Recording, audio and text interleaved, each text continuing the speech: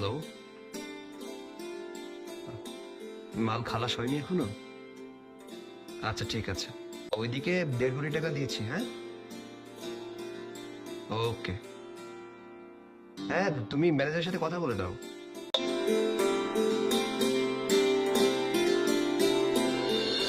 আরে ভাবি বইলেন না, ছেলেটাকে নিয়ে আর পারছে তো। আমার ছেলেটা সেটার ধোকাটাই, কষ্টটা ভুলতে পারছে না।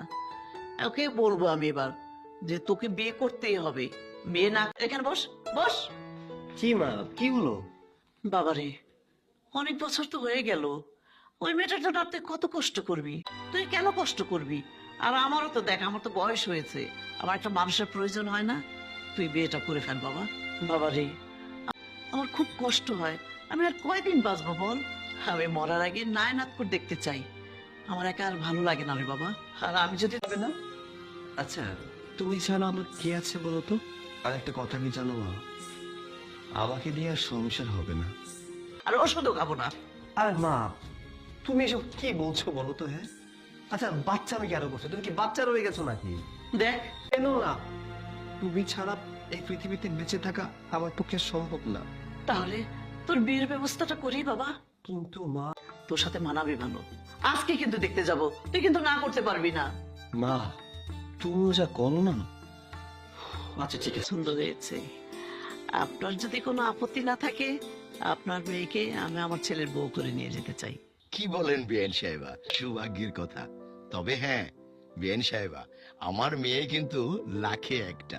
আমার মেয়ের মধ্যে কিন্তু কোনো অহংকার খুঁজে পাবে। ধনী গরিব বলতে কোনো কিছু নেই। আমার কাছে সবচেয়ে বড় জিনিস হচ্ছে সবচেয়ে একটা ভালো মনের মানুষ। আর সেই জিনিসটা আপনার মেয়ের ভিতরে আমি। আমার কোনো আপত্তি নেই, তোমার যেটা ভালো মনে হয় তুমি সেটাই করো।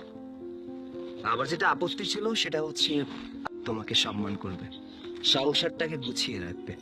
আর ওনার মাঝে আমি এটা পেয়েছি, তাই ওনাকে বিয়ে করতে আমার কোনো অসুবিধা নেই।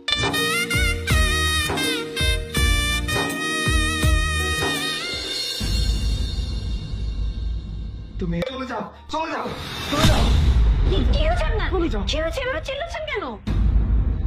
তুমি হ্যাঁ আমি বলেছে বুঝতে পারছি আপনি আপনার অতীতকে মনে মনে ভয় পাচ্ছেন, কিন্তু আপনি চিন্তা করবেন না।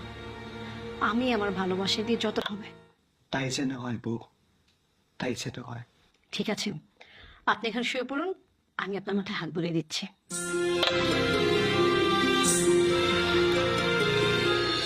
আব্বা, আপনার উত্তরপাড়া জমির কি অবস্থা?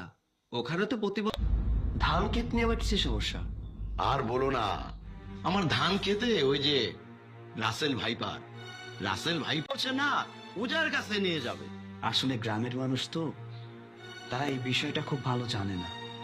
ওদেরকে বোঝাতে হবে, যেতে হবে, আর এন্টিভেনাম দিতে হবে। এই ওঝার কাছে নিয়ে গেলে কোনো লাভ হবে না। ঠিক এই কথাটাই বাবা আমি ওদেরকে বুঝাতে পারছি না। বাজারে ব্যাগ নিয়ে আসো। কতদিন পর আব্বা বাড়িতে এলো, হ্যাঁ? তার জন্য সুন্দর সুন্দর বাজার করে নিয়ে আসি, মাছ নিয়ে আসি, মাংস নিয়ে আসি। আমার মেয়েটা কেমন আছে, তোমরা কেমন আছো, এটা আমি এখন কিন্তু খেতে পাই না, বয়স হয়ে গেছে। শোনো, দেখি যে আমার মেয়ে খুব সুখে আছে, খুব শান্তি পাই। আল্লাহর কাছে লাখ লাখ শুকর, তোমরা খুব ভালো আছো, সুস্থ। এখন তো বাধা দিলে চলবে না, আমি তো বাজারে যাবই। আমি যখন আপনাদের বাড়িতে যাই তখন ভালো মন্দ খাওয়ান না, জামাই আদর করেন না? বিআইন সাহেবা, বাবা যে কি শুরু করেছে। কি দেখবো? আমার ছেলে যা করছে ঠিকই করছে। ছেলে বাবার জন্য করবে, আপনি কিন্তু না খেয়ে যেতে পারবেন না। ঠিক আছে, আপনারা বসুন, আমি বাজারের ব্যাগের লিস্ট নিয়ে আসছি। হ্যাঁ, যাও। আসলে